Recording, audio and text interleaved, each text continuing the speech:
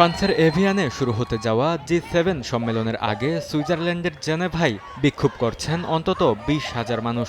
No জি7 জোটের ব্যানারে আয়োজিত কর্মসূচিতে ৬০টিরও বেশি সংগঠন অংশ নেয়। ফিলিস্তিনি অধিকারকর্মী, নারীবাদী গোষ্ঠী এবং পরিবেশবাদী সংগঠনগুলোর দাবি, জি7-এর নীতি বিশ্বজুড়ে বৈষম্য ও অস্থিতিশীলতা বাড়াচ্ছে।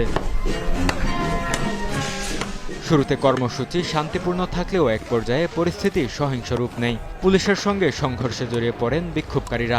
জাতিসংঘের কার্যালয়ের আশেপাশে জড়ো হওয়া আন্দোলনকারীরা পুলিশকে লক্ষ্য করে বোতল, পাথর ও আতশবাজি নিক্ষেপ করলে পরিস্থিতি আরও উত্তপ্ত হয়ে ওঠে। জবাবে পুলিশ টিয়ার গ্যাস ও জলকামান ব্যবহার করে বিক্ষুব্ধ জনতাকে ছত্রভঙ্গ করার চেষ্টা করেন।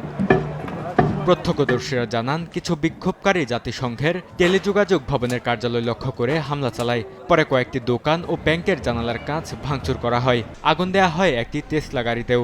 সহিংসতা ছড়িয়ে পড়ায় শহরের বিভিন্ন এলাকায় মোতায়েন করা হয় অতিরিক্ত নিরাপত্তা বাহিনী। মূল সম্মেলনস্থল এভিয়ানের কাছাকাছি বিক্ষোভের অনুমতি না দেয়ায় আন্দোলনকারীরা জেনেভাকে বেছে নিয়েছে বলে জানিয়েছে স্থানীয় কর্তৃপক্ষ। আয়োজকদের মুখপাত্র বলেন, ডোনাল্ড ট্রাম্প সহ জি7-এর নেতাদের নীতিতে তারা উদ্বিগ্ন। এসব দেশের রাজনৈতিক সিদ্ধান্ত বিশ্বজুড়ে যুদ্ধ, জলবায়ু সংকট এবং মানবিক বিপর্যয়কে আরও গভীর করছে।